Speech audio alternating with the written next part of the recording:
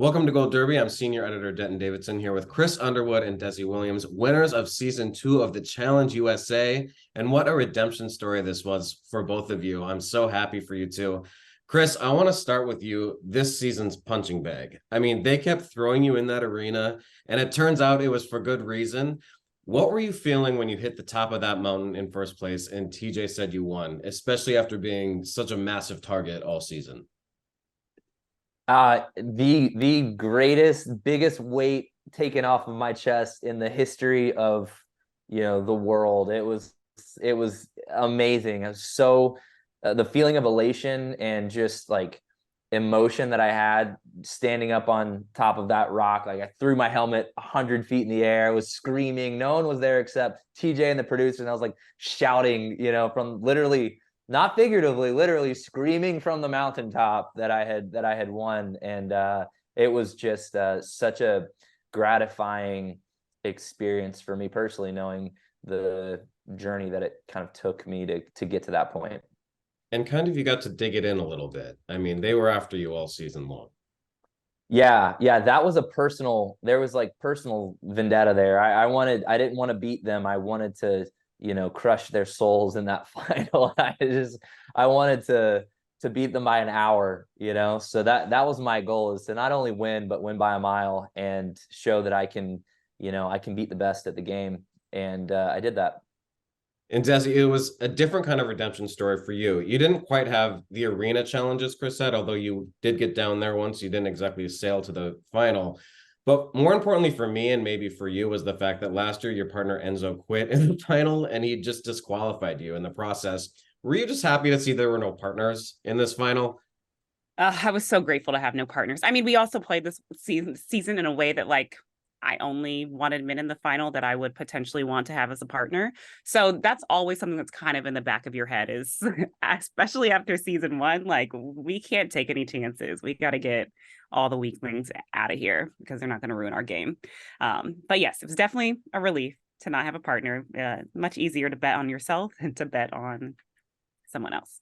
And we saw that emotion come from you as well when you hit that finish line. I mean, the tears started coming out. What was going through your mind? What was that emotion? I think I went into season 1 with very little confidence in my ability to play the game. Just I'd done so poorly, and not poorly, but I wasn't spectacular in Survivor. So I went into season 1 with so little confidence that slowly built up to the final. And by the time I got to the final, I was like, oh, I can win this.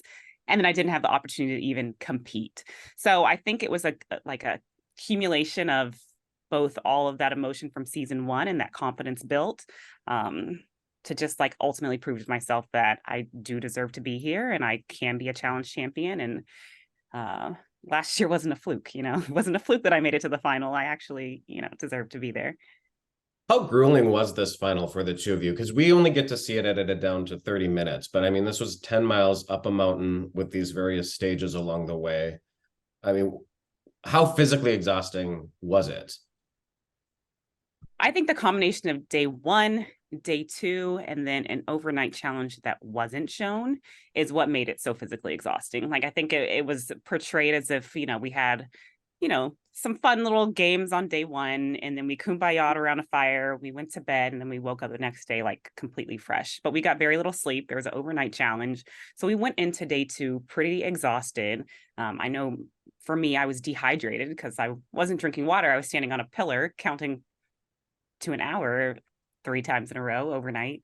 So I think that is what made the 10-mile uphill run exhausting. I mean, I'm a runner. I think we're all runners, but the terrain was uneven. It's uphill, and you're tired and dehydrated from the night before. What about you, Chris? And what did we miss? What was the challenge we didn't see? Yeah, the challenge was after we finished day 1, went to the camp area, and after about 20 minutes of starting a fire and thinking that we were good to go, TJ comes out and essentially tells us that we all have to stand up on columns that are about 12 by 12 inches, 1 foot, a square foot column, stand up there, count within 1 hour and 1 hour and 5 minutes, and then step off of the column. If you step off of the column and you've counted less than an hour, you have to restart. If you step on the column and you've stepped off more than 1 hour and 5 minutes, you have to restart. And we were counting by the seconds to an hour. There was no timer. So your internal clock, we realized, is it can be off. It can be off because we had to do that 3 times in a row.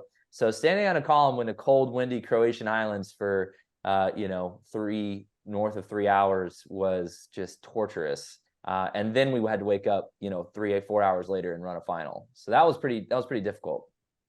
The steel stomach skills test on day 1. What was the nastiest thing you had to eat, and who puked the most? Oh gosh, I couldn't tell you who puked the most. I can tell you who puked the most. It was Corey, and he just so happened to be right next to me.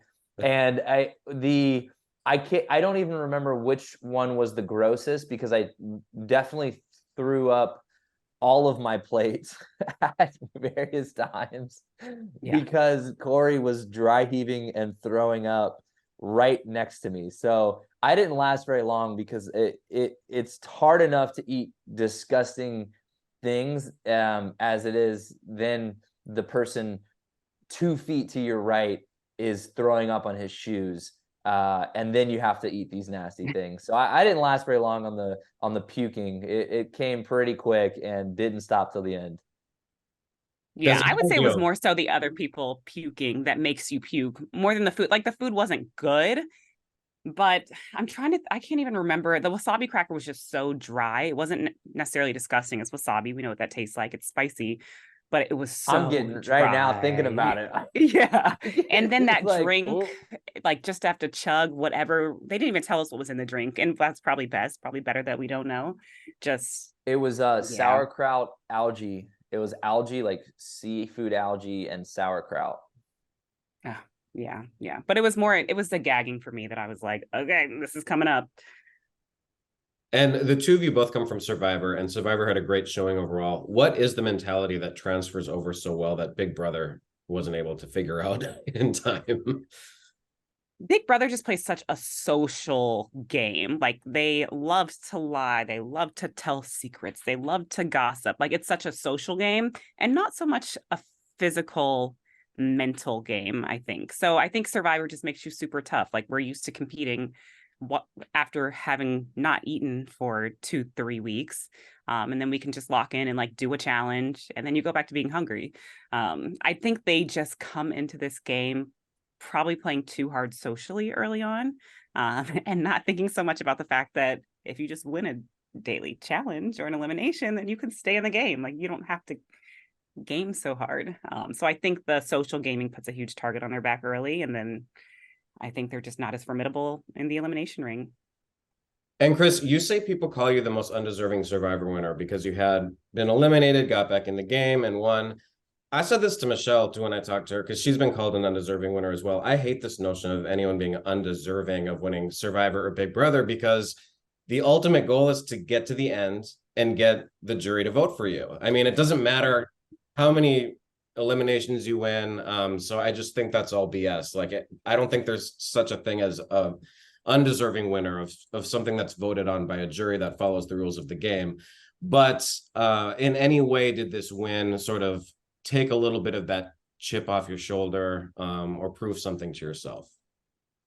Yeah, absolutely. I mean, I came fully out of retirement. I was so good. My reality TV careers, from what I had thought was behind me, but I couldn't say no. And when I knew that I was going to be out here playing, I was just, more than anything, I wanted to make it worth it, and I wanted to be proud of the game that I played. And to me, that I wanted to shut up the naysayers. I wanted to prove to everyone who said that my win was undeserving. I wanted to prove that I am a formidable player. Like, it took a lot to get to the end of Survivor. It was going to take a lot to get to the end of the challenge, but I wanted to do that, and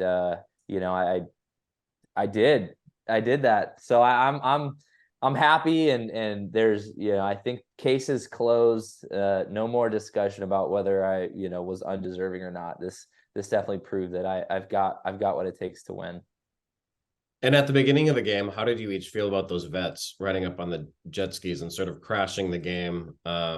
Were either of you challenge fans? Did you know who these people were? Yeah, I mean, I think we all knew who they were. Oh, wait, you didn't know who they were, Chris?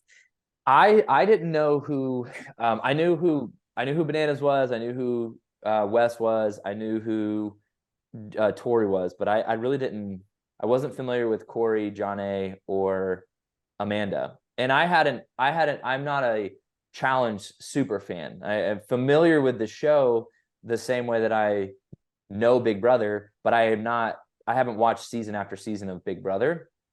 So for me, I didn't know what I was getting into playing with vets, and I think everyone else did. And that put me in a precarious position because I just assumed that they were gonna, rock out with the couple that I had wanted to work with were gonna rock out with me, but it just, wasn't the case.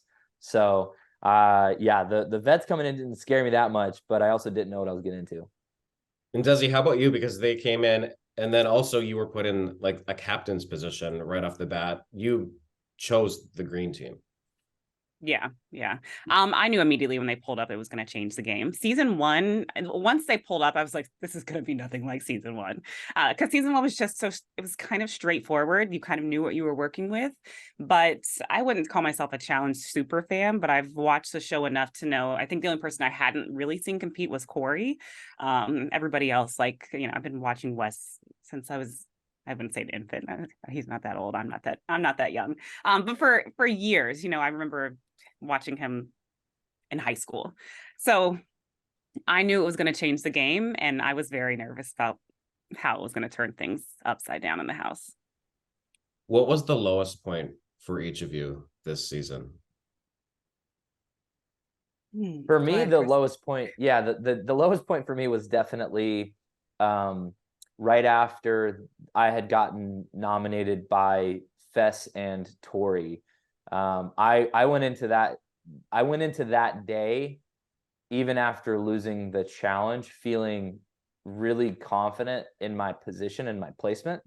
And that the two people who had won, one being my roommate, the other one being Tori, which up until that point, I had a really good relationship with. So I had thought working with her to get that, and then to know that the likely outcome was going to be me going against another survivor, and then trying to find a way to not have it be a guy's day was just a difficult, tough spot to be in. And I spiraled, and I was an emotional wreck like the whole day. So that was a low point for me. And then it really only went up from there. Like couldn't have gotten much lower after that. And, fortunately was only up and up. There's a lot of emotions in the house. I mean, multiple people crying, screaming. Desi, what was the worst day for you? Oh my God, I was such a crybaby. I had one day. It's actually the day that Chris and I won that daily, but that entire morning I was just an emotional wreck. And I don't know if I could pinpoint it to one thing in particular. I think just being in the house had worn on me. I also was frustrated from the Michelle kind of issue with voting Tori. I felt like I had betrayed Tori when Tori had protected me vote after vote. I had a really low, awful morning. Like, they couldn't have even shown my pre-game confessional when they do our interviews, because I just I was an emotional wreck. So on the flip side of that, winning that challenge, I think really changed the game for me and changed my mindset, where it was like, okay, you had a rough morning, but pull it together, bitch. So that was my moment where it's pull it together, bitch. You should be here. Just let's do this. What was the most difficult daily challenge? The first one, I think, storming the castle. What do you think? Yeah, Chris? the first one was pretty gnarly. I would say the first one was the hardest. And that's when you're carrying the statues. Mm-hmm. Yeah, carrying the statues up that hill with those raggedy. Sorry, I shouldn't say raggedy. I know it's a expensive production, but I mean, they were literally falling apart on the road. Those carts that we were The pulling. carts, the medieval wagons that we were pulling and pushing, and near-death experiences and I mean, I don't even know how heavy the statues weighed, but they were hundreds of pounds. I don't think they were more than 500 pounds, but it was heavy carrying those up the mountain. And sometimes you're like on a ledge, like we're literally hiking with a multi-100 pound statue. Like it was just, I was like, is this what season 2 is going to be like? Because I'm not going to make it. Who's more cutthroat, challengers or pageant queens? Definitely challengers. Definitely, without a doubt. $250,000 is not a bad paycheck. Do you have any fun plans for purchases, or are you both just responsible? We're probably like the 2 most boring winners ever. Yeah. Josh like bought an Escalade when he won the Big Brother. I'm gonna buy a new laptop because this one is literally zonking out on me. I think I'm gonna buy a new cell phone, and then just so I can create better content. And then the rest I'm gonna try to invest and save responsibly. And Chris, your family, you talked about throughout the challenge, we saw a video call with your wife at one point. You know, how happy were they for you and that money? Yeah, my wife was shocked. She was shocked that I had won, but it was shocked in like a way that's like, you know, I can't believe you did that again. You won a second time. And that was really, you know, a special moment. We traveled Greece the week after we finished the final, and you know, I shared the whole story with her, and we had a kind of an late anniversary. I was out there for my anniversary, so that was like our anniversary trip. And we splurged on that for sure. You know, the nicest hotels, the nicest dinners. The rest of the money, we're probably going to buy some land. And we want to build a house here in South Carolina that we can call home for a while. So that's probably what most of it's going to go towards, is a down payment on a piece of property here in South Carolina. Nice. Well, the next challenge is all about getting a new champion, which disqualifies both of you now. After winning, are you both thirsty to return at some point? Like, does this fuel you to keep coming back, or does it make you sort of rest easy? Like, okay, I've done what I came to do, and now I'm just going to sit back. I think immediately after the season. Oh, go ahead. I was like, I'm definitely gonna sit back and I'm done. But I'm good. Yeah, same. I'm pretty good. Like that was you know, the box was checked on the challenge experience through and through. And it would have to be a crazy big, you know, winners only type season for me to want to come back and do this again. I'm really happy with this being a bookmarked, you know, beginning chapter, in chapter experience in my life. And if I reopen the book, it'd have to be something, you know, down the road, because there's a lot I sacrificed being out here. But yeah, it was good. Desi, how about you?